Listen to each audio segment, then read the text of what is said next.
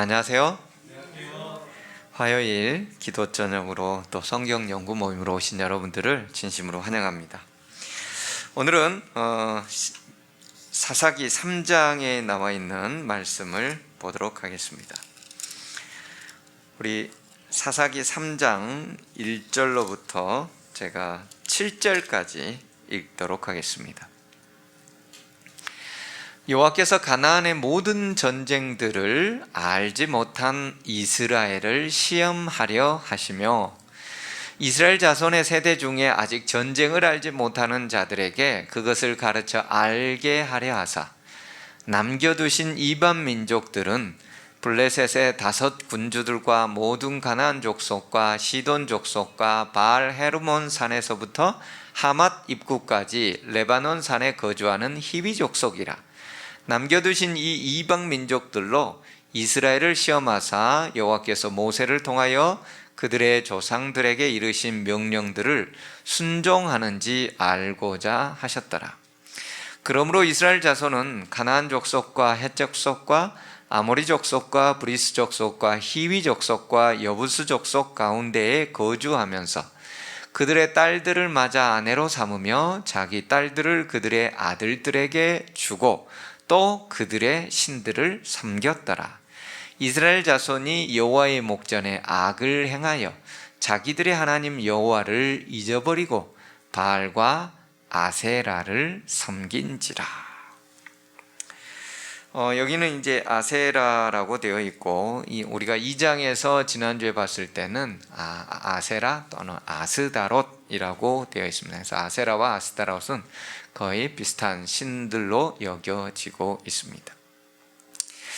자, 여기 이제 1절로부터 보면은 여호와께서 가나안의 모든 전쟁들을 알지 못한 이스라엘을 시험하려 하시며 이스라엘 자손의 세대 중에 아직 전쟁을 알지 못한 자들에게 그것을, 전쟁을 가르쳐 알게 하려 하사 남겨두신 이방 민족들은, 이렇게,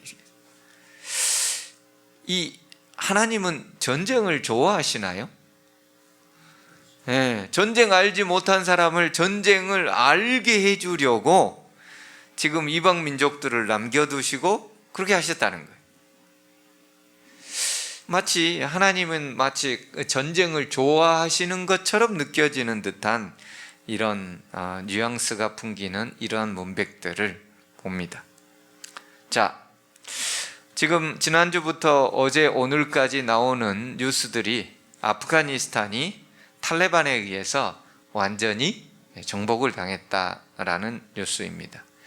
지금 현재 미군 수송 비행기에 640명의 탈레반을 피한 아프가니스탄 주민들이 탈출을 위해 타 있는 비행기 내부의 모습입니다. 그리고 그 내부로 들어가지 못해 밖에 있는 나머지 아프가니스탄 사람들은 또 저렇게 비행기 정말 옷자락이라도 끝자락이라도 잡고서 가려고 이렇게 하고 있습니다. 오늘 뉴스에 이해할 것 같으면 한 3명 정도가 비행기를 붙들고 가다가 공중에서 결국 떨어져서 죽었다는 내용이었습니다. 미국이 아프가니스탄을 20년 동안 탈레반을 축출하고, 탈레반은 아프가니스탄을 장악하고 있던 정권입니다. 정치 세력이죠. 그들은 아주 강한 이슬람의 기조들을, 아주 근본주의, 원리주의자들, 그래서 여성들은 교육도 안 시키고 여성들의 직업은 말할 것도 없고 여성들은 밖으로 홀로 나가서도 안 되고 반드시 남편이나 가족, 부모와 함께 나가야만 밖에 나갈 수 있고, 뿐만 아니라 그렇게 밖에 나간다고 할지라도 온몸을 살이 드러나는 옷을 입어서는 절대 안 됩니다. 심지어 얼굴까지도 다 가려서 눈도 보여서는 안 돼요. 눈도 망으로 되어 있는, 모기장 같은 망으로 되어 있는 것을 통해서 철저하게 자신을 모든 여성들은 가려야만 하는 그러한 아주 서양의 시각과 우리의 시각으로 보면은 비인권적이고 아주 폭력적인, 그래서 만약에 얼굴에 눈이 보였거나 아이스크림을 사러 혼자 마트에 나갔다 그러면 데려다가 아주 태장, 폭력으로 아주 심하게 다스립니다. 뭐 얼굴이 막 어디 깨지도록 때리는, 그게 그들의 종교의 법이었어요. 그런 탈레반이 5년 동안 지배하면서 아프가니스탄이 너무나 피폐했고, 이 탈레반 정권이 그동안에 이제 비호했던 세력이 누구냐면은 알카에다의 그 오사마 빈 라덴, 세계 테러 9.11 테러, 미국의 그 쌍둥이 빌딩을 무너뜨렸던 그 조직들이 대부분 이 탈레반의 지역의 어느 곳에서 은신해 있는 것을 이들이 숨겨주는 그런 역할을 한 거죠. 그래서 9.11 테러가 있고 난 이후에 미국에서 아프가니스탄 당장 오사마 빈 라덴과 알카에다를 우리에게 내놓지 않으면 우리가 전면 공격하겠다라고 해서, 그때 이제 미국이 전면 공격에 들어가서 탈레반을 축출하고 이제 미국 친미 성향의 아프가니스탄 정부가 조직이 된 거죠. 그렇게 해서 미국이 그때로부터 지금까지 약 2조 달러, 우리나라 돈으로 2334조 원, 어마어마한 돈을 투자를 해가지고 사회, 경제, 군사, 문화 모든 것들 다 했지만은 결국 재건을 못하고 그저 이제 미국이 빠져나감과 동시에 탈레반이 결국 다 장악하게 되었습니다. 미국이 그동안 지불했던 이자만 670조 원이라고 그러죠. 그러면서 미국 정부는 이렇게 얘기했습니다.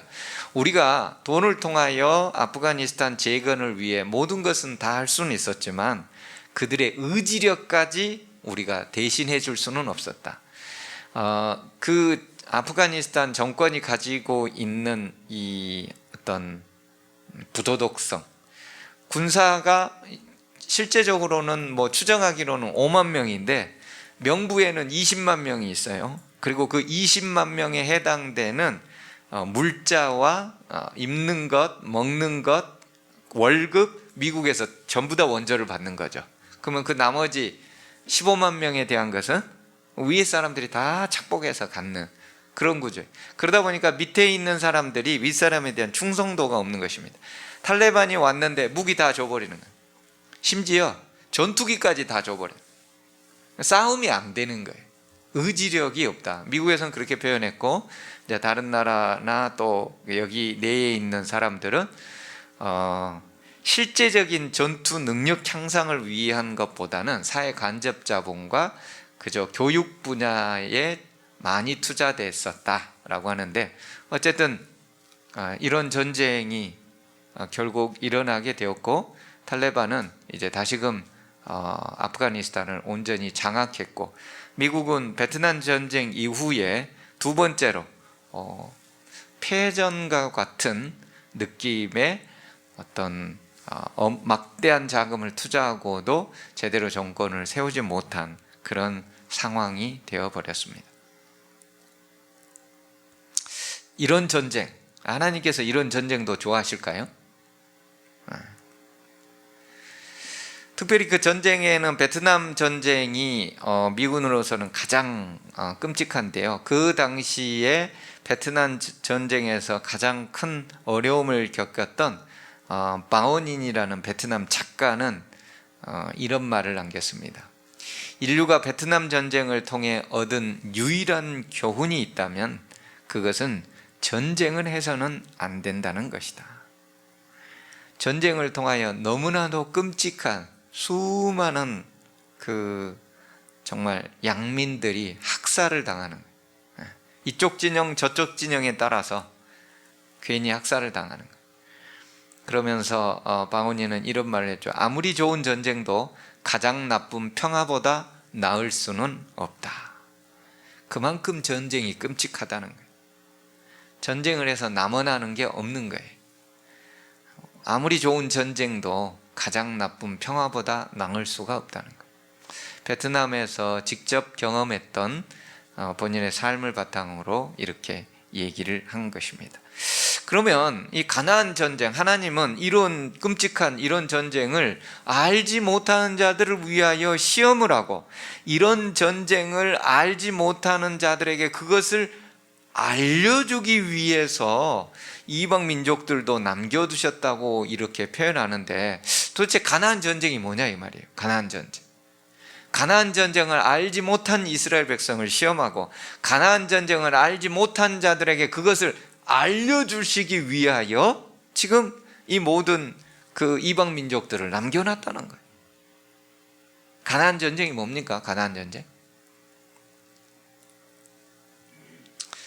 가나안 전쟁은 바로 여리고성 전쟁으로부터 시작하여 이스라엘 백성들이 가나안 지역을 전쟁을 통하여 정복해 나가는 과정인데요.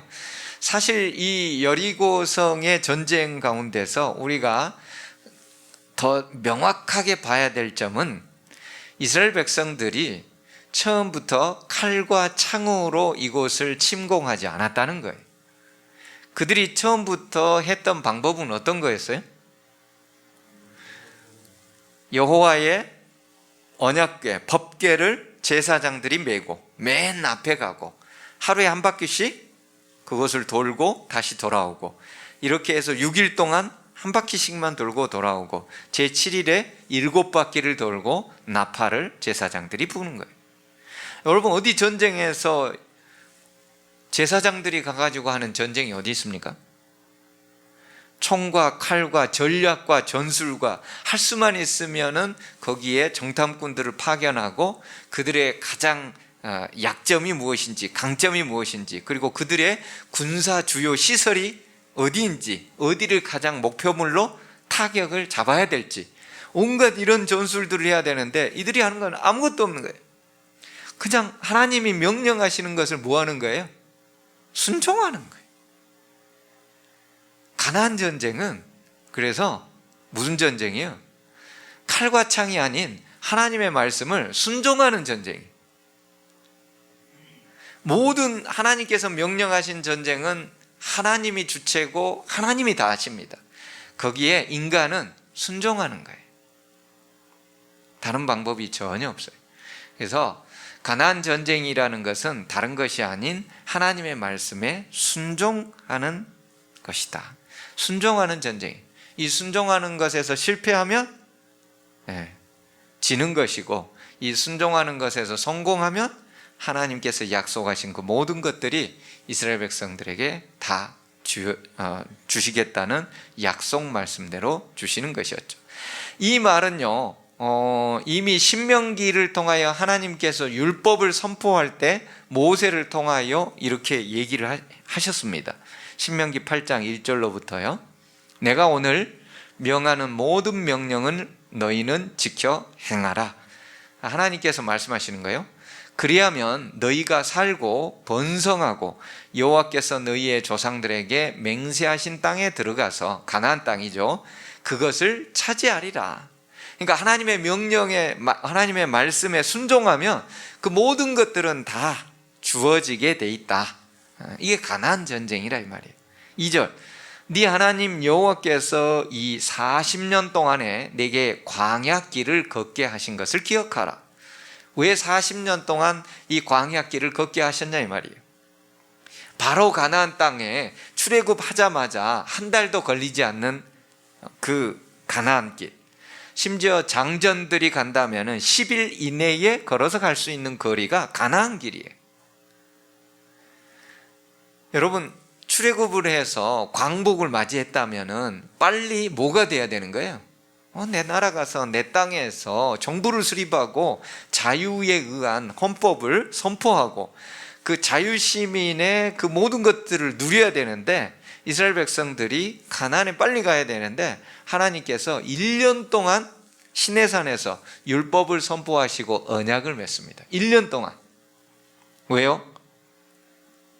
하나님의 백성은 언약의 백성이에요. 하나님의 백성은 언약에 의해서 살게 돼 있어요. 그리고 이스라엘 백성들이 이미 노예 기간을 오랫동안 했기 때문에 어떤 율법을 익히고 그 율법을 삶에 체득하기까지 시간이 필요했던 것이죠. 근데 1년 동안 그 율법을 받는 기간 동안에 이스라엘 백성들이 뭐 한 거예요? 첫째, 금송아지를 만들어 가지고 실패했죠.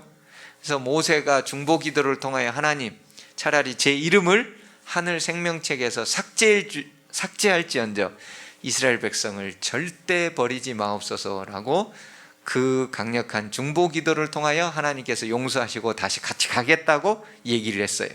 그리고 나서 가데스 바네아에 와서 12정탐꾼을 가나안에 파견했어요. 그리고 나서 그 땅이 어떤지 보고 와서 보고를 하라고. 근데 12명이 갔다가 10명이 어떻게 하는 거예요? 그 땅이 너무나도 젖과 꿀이 흘러서 좋지만은 거기에는 네피림, 거인 족속이 있어서 우리가 그들한테 가서는 정말 메뚜기처럼 아무것도 할 수 없고 전쟁에서 우리는 이길 수조차 없다.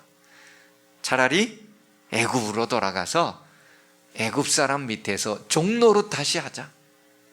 최소한 거기선 종으로라도 먹고 살 수는 있지 않느냐. 가나안에 가면 다 죽는다. 여러분, 가나안에 가서도 종노릇은 할 수 있지 않나요? 그죠? 거기 가서 싸워서 안 돼도 거기서 종노릇은 할 수 있잖아요. 그럼에도 불구하고 그들은 차라리 애굽으로 돌아가자고 옛날 모습으로, 옛날 시대, 죄악의 상태, 내 스스로의 선택권이 없는, 자율 선택권이 없는 그런 애굽의 밑으로 다시 돌아가자고 하면서 모세를 돌로 쳐서 죽이려고 하고 반역을 일으킨 사건이 가데스 바네아의 반역 사건이었어요. 그로 말미암아서 그들이 또 넘어졌을 때 이들을 바로 가나안에 들였다가는 이게 끝이 없는 거예요. 그래서 하나님께서는 광야에서 40년 동안을 돌리면서 그들이 2절입니다. 40년 동안 내게 광야 길을 걷게 하신 것을 기록하라. 이는 너를 낮추시며 너를 시험하사 내 마음이 어떠한지, 하나님의 명령을 지키는지 안 지키는지 알려고 40년 동안 훈련했다. 다른 말로 하면은 하나님의 명령을 잘 순종하는 백성으로 훈련시키는 40년의 기간을 가졌다 이 말입니다. 그래서 하나님께서는 3절에 너를 낮추시며 너를 줄이게 하시며 또 너도 알지 못하며 내 조상들도 알지 못하던 만나를 내게 먹이신 것은 사람이 떡으로만 살 것이 아니요 여호와의 입에서 나오는 모든 말씀으로 사는 줄을 내게 알게 하려 하심이니라. 이 40년 동안에 네가 입던 의복이 헤어지지도 아니하고 네 발이 부르트지도 아니하였느니라. 즉 신발도 헤어지지 아니었다는 거죠. 너는 사람이 그 아들을 징계함 같이 네 하나님 여호와께서 너를 징계하시는 줄 마음에 생각하라.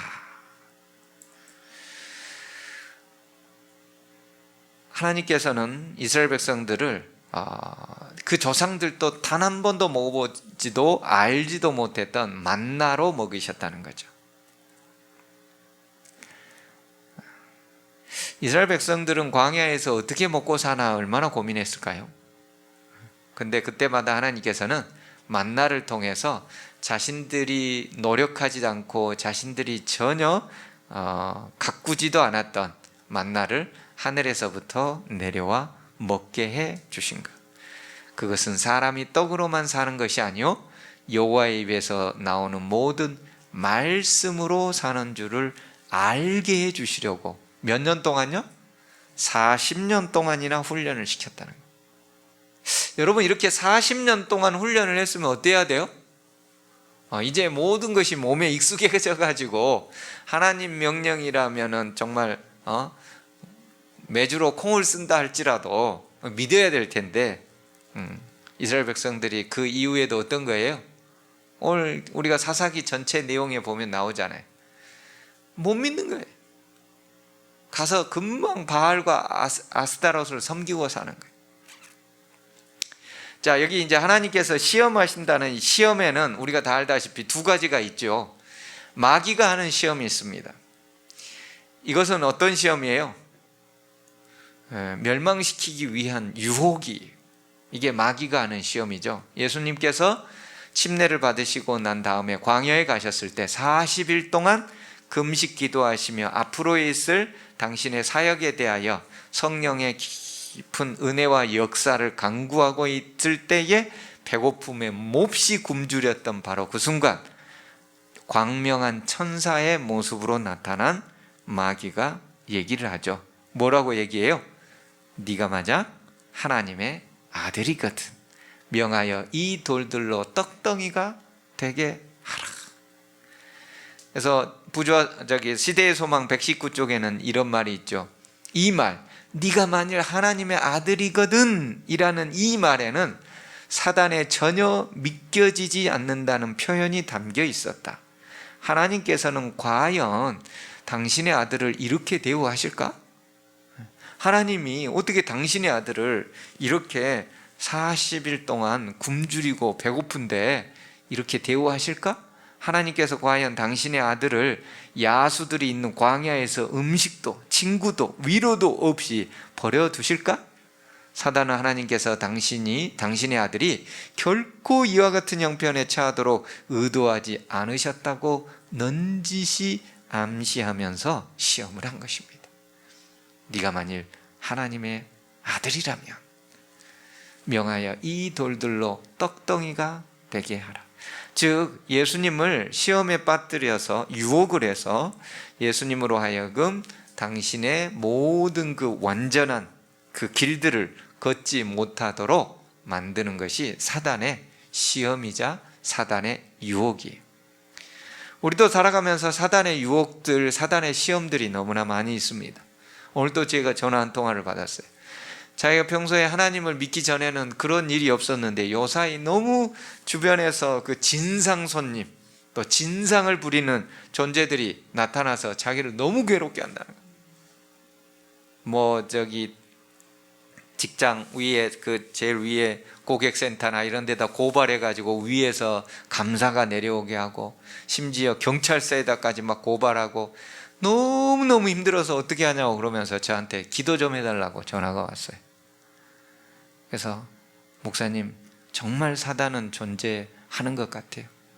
하나님을 믿어보려고 몇 발자국 가니까 저렇게 사단이 저를 못 살게 구는데 제발 기도 좀 해주세요.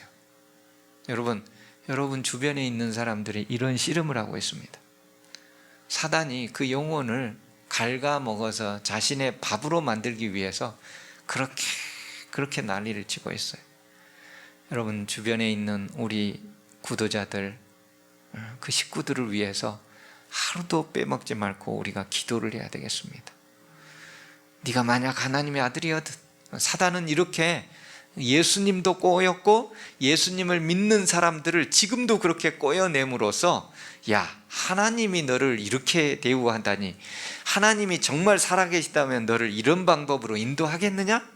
하면서 계속해서 그들을 낙담시키는 거예요. 이게 사단이 하는 시험이라면 하나님이 하시는 시험도 있어요. 지금 오늘 나와 있는 이 하나님이 하시는 시험, 이것은 구원을 강화시키는 훈련하는 시험입니다. 우리가 올림픽에 나가기 위하여 그 선수들이 여러 가지 시련과 시험과 훈련들을 거쳐요. 뭐 하기 위해서요? 좋은 성적을 내기 위하여. 그들은 다치기 위하여 그런 게 아니에요. 인생을 망가뜨리기 위하여, 몸을 망가뜨리기 위하여 하는 그런 것들이 아니에요.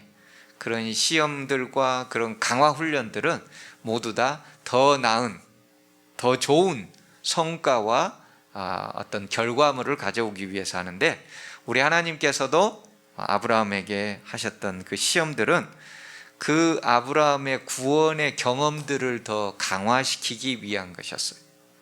아브라함이 그 아들 이삭을 약 20세가 되었을 때 모리아산에 가서 바치라고 했을 때 얼마나 고민이 많았겠어요. 부자 선지자에는 이런 말이 나와 있어. 153쪽입니다. 아브라함은 하나님의 뜻을 실행하기를 깊이 하려고 하지 않았다. 만일 그가 의심하려고 하였다라면 3일간의 여행 중에 이유를 따지고 하나님을 의심할 수 있는 충분한 시간이 있었다. 여러분, 성경에서 왜 3일이 있는지, 3이라는 숫자가 있는지 깊이 생각하는 시간이, 깊이 생각하는 시간. 얼마든지 하나님한테 따질 수 있었다는 거예요. 하나님, 제가 이렇게 돼버린다면 저를 바라보고 제가 구원해야 되고 복음을 증거해야 될 그 수많은 사람들이, 야, 하나님이 아들을 바치라고 한다는데 하면서 어떻게 하나님을 신뢰하고 저를 신뢰할 수 있겠느냐 이 말이에요. 정말해서 하나님 믿으면은 뭐예요? 자식도 잘 되고, 기도하는 대로 척척 다 이루어지고, 이렇게 해야지. 하나님 믿는데도 자식도 때로는 내 맘대로 안 돼가지고 교회도 잘 안 나오지. 내가 하고 있는 일도 망해가지고 이럴 수도 있지. 그러면 누가 저를 보고 하나님 믿고 따른다고 하겠어요? 하나님 믿어도 다 똑같네? 아니, 오히려 더하네. 그러니 하나님, 내 아들을 바친다는 것, 이거 잘못된 거잖아요 라고 얼마든지 하나님께 이의를 제기할 수 있었다는 거예요. 그렇잖아요. 하나님, 이거 우리 사업 망하면은 누가 하나님 믿겠어요? 하나님, 내 자식 하나님 열심히 믿고 교회 헌금도 하고 건축 헌금도 하고 말이지, 일요일이고 밤낮 없이 교회 일을 한다고 뛰어다녔는데 자식 잘못되면 누가 하나님 믿으려고 하겠어요? 라고 하면서 우리가 얼마든지 그런 핑계나 이런 것들을 댈 수 있는 상황에 있을 수 있다. 아브라함이 그랬다는 거예요.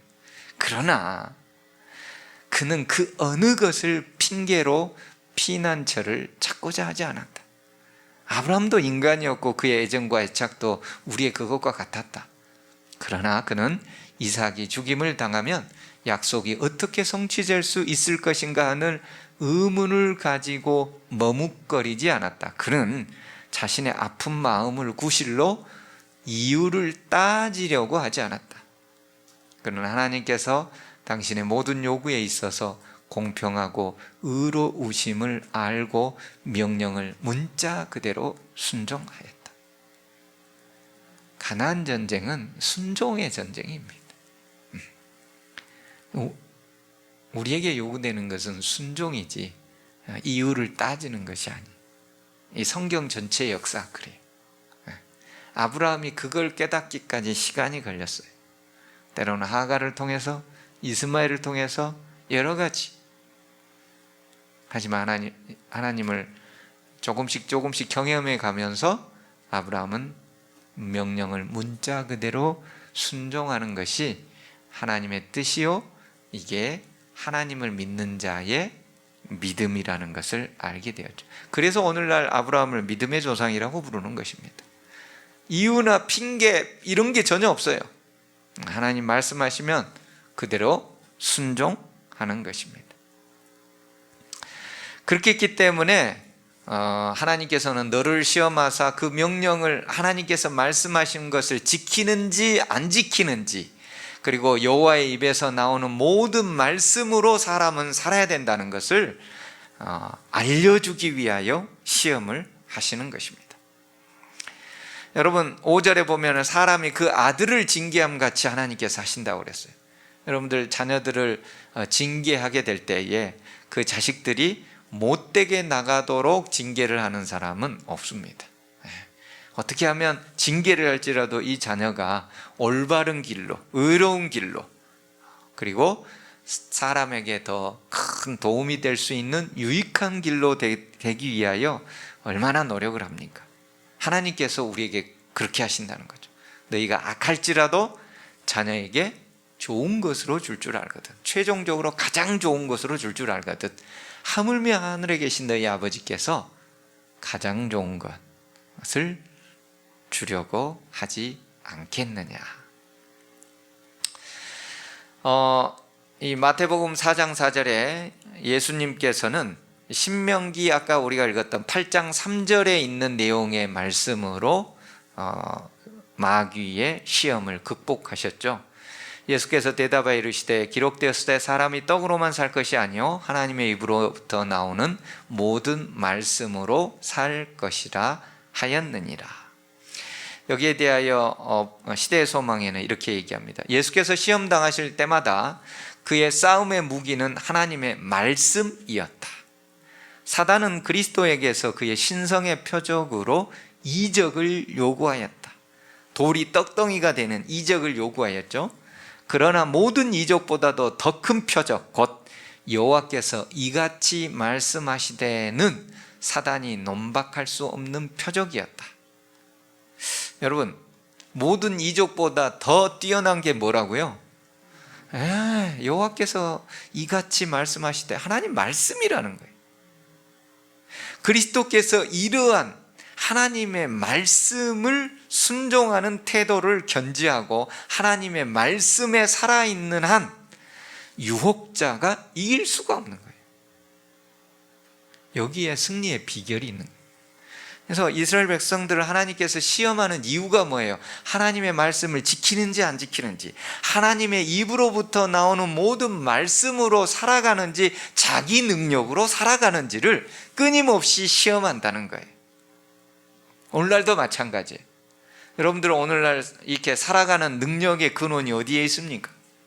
오늘 아침에 밥 잘 먹고 점심도 잘 먹고 하루 한 끼만 굶으면 부들부들 떨리는데 세 끼 잘 먹어서입니까? 그게 아니라는 거예요. 하나님께서 우리를 지탱하고 계시고 지켜주고 계신다는 거예요. 여러분들이 월급을 또박또박 잘 벌어서 사는 게 아니라 하나님께서 우리를 뭐가 필요한지를 아시고 그것을 채워주고 계시다는 거예요. 그래서 떡으로만 살 것이 아니라 하나님의 입으로부터 나오는 모든 말씀, 하나님의 말씀을 믿고 그 말씀대로 순종하는 태도를 견지하는 한 사단, 유혹자가 이길 수가 없는 거예요. 이 승리의 비결이에요. 예수님도 그랬고 아브라함도 믿음에 승리할 때 그랬고, 그리고 이스라엘 백성들도 이 가나안 전쟁, 이거의 말씀에 순종하느냐 안 하느냐, 이 전쟁이에요. 오늘날도 마찬가지예요. 여러분이 하나님의 말씀을 있는 그대로 순종하느냐 안 하느냐, 그 전쟁인 것입니다. 유혹자는 끊임없이 우리에게 야, 꼭 그렇게 해야 돼? 그렇게 꼭 복잡하고 그렇게 까다롭게 꼭 믿어야만 돼?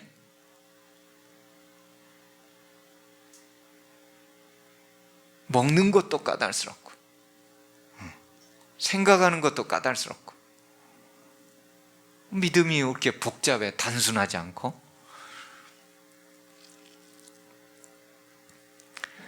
여호와께서 이스라엘을 시험하려 하십니다. 그것은 그들을 구원하시기 위한 것이고 그들의 구원의 경험을 강화시켜서 하늘까지 인도하시려고 하십니다. 여호와께서 모세를 통하여 그들 조상에게 이르신 명령들을 순종하는지 안 하는지 끊임없이 이스라엘 가나안에 있었던 이스라엘 백성들을 시험하셔서 그들을 인도하시는 거죠. 그러다 확 넘어지면요, 성경은 이렇게 얘기합니다. 이스라엘 백성들이 그 하나님께서 그들을 시험하려고 남겨둔 그 족속들, 가나안의 족속들, 지난 안식일에 그 사람들을 그들의 옆구리가 되게 한다고 그랬잖아요. 이스라엘 백성의 옆구리, 그들을 결혼해서 사는 거예요. 그래서 그 5절에 그러므로 이스라엘 자손이 가나안 족속, 헷 족속, 아모리 족속, 브리스 족속, 히위 족속, 여부 족속 가운데 거주하면서 6절에 그들의 딸들을 맞아 아내로 삼으며, 야, 하나님께서 그들의 옆구리가 되겠다고 하신 말씀을 그대로 여기에 드러나고 있죠. 예, 그들이 아내로 삼고 자기 딸들을 그들의 아들들에게 주고 또 그들의 신들을 섬겼더라. 이스라엘 자손이 여호와의 목전에 악을 행하고, 하나님을 버린 것, 악을 행하는 겁니다. 그래서 그 밑에 나와 있죠. 하나님 여호와를 잊어버리고 버린 것입니다. 그리고 하나님을 버렸기 때문에 그 가운데 뭐가 들어오는 거예요? 바알과 아세라 신이 자연스럽게 그들 속에 들어오는 거예요. 바알과 아세라 신은 무슨 신이라고요? 풍요의 신이라고요. 잘 먹고 잘 사는 거. 남들보다 더 잘 먹고 더 잘 살게. 그런데요, 성경이 여기서만 끝나버리면 세상의 일반적인 신들하고 비슷하겠죠. 근데 성경은 여기에 이렇게 더하고 있습니다. 여호와께서 이스라엘이 그렇게 하나님을 잊어버리고 악을 행하고 바알과 아세라 상을 섬기면서 그들 삶에 이방의 신들을 섬기면서 살아갈 때에, 여러분, 하나님의 백성이 하나님을 잊어버리고 이방의 신을 섬기게 되면 그들은 어떻게 되는 거예요? 구원에서 떨어져 나가고 생명에서 떨어져 나가는 것이죠. 여러분의 자식이 생명에서 떨어져 나간다. 어떻게 하시겠어요? 거 봐라, 내 말 안 듣더니 잘 돼버렸다 그럴까요? 아니죠. 어떻게 해서든지 그 자식을 구원하기 위해서. 그래서 하나님께서는 이방 민족을 동원해서 이스라엘 백성이 고난을 당하게 하시는 거예요. 그래서 지난 화요일 날 제가 얘기했죠. 생이지지. 태어나자마자 하나를 알려주면 10개를 깨닫는 사람이 있고, 학이지지, 배워서 깨닫는 사람이 있고, 고니지지, 고난을 통하여 깨닫는 사람이 있고, 고난을 주시는 거예요. 그렇게 고난을 줬더니 9절에 이스라엘 자손이 그때서야 여호와께 부르짖는 것입니다. 그러면 어떻게 하는 거예요? 우리 하나님이 이스라엘 자손을 위하여, 여호와께서 이스라엘 자손을 위하여 한 구원자를 세워서 그들을 구원해 주시는 거예요. 이게 사사기예요. 여러분이 혹시 말씀에서 벗어나서, 혹 여러분의 자녀가 말씀에서 벗어나 있다 할지라도 절대 포기하지 마십시오. 우리가 여호와께 부르짖는 한, 우리의 자녀들이 곁길로 나가다가 어느 순간 여호와께 부르짖는 한, 여호와께서는 이스라엘 자손을 위하여, 당신의 백성을 위하여 구원자를 세워 그들을 구원하시는 것이죠. 궁극적으로 이 한 구원자는 메시아 예수 그리스도를 상징하고 있잖아요. 그래서 사사기 전체가 사실은 계속해서 메시아의 필요성과 예수 그리스도의 필요성을 계속해서 조명합니다. 사사들이 몇 명 등장한다고요? 12명 등장한다. 왜 12명이에요? 이스라엘 전체, 세상 전체, 그리고 이 예수 그리스도 메시아의 12면을 어떻게 보면 조명하는 듯한 느낌의 12예요. 그래서 우리는 사사기를 보면서 이스라엘 백성들이 계속 넘어지는 것과 그 넘어짐을 통하여 그들이 언제든지 회개하고 나올 때 하나님께서는 반드시 구원해 주신다는 구원의 확신을 갖는 그러한 책이 바로 사사기인 것입니다. 우리 하나님은 우리를 절대 버리지 않으십니다. 우리가 하나님의 말씀대로 순종하느냐 안 하느냐, 우리 쪽에 선택이 있는 것입니다. 가나안 전쟁은 말씀의 순종에 대한 전쟁, 그리고 그 말씀의 순종을 통하여 하나님을 온전히 경험하는 그러한 사건들입니다. 우리 삶 속에서 다시 한번 하나님께서 우리를 시험하게 될 때 하나님의 말씀으로 온전히 나아가서 정말 예수 그리스도를 믿음 안에서 만나게 되는 우리 모든 삼패 가족 되길 간절히 바라며 말씀을 줄입니다.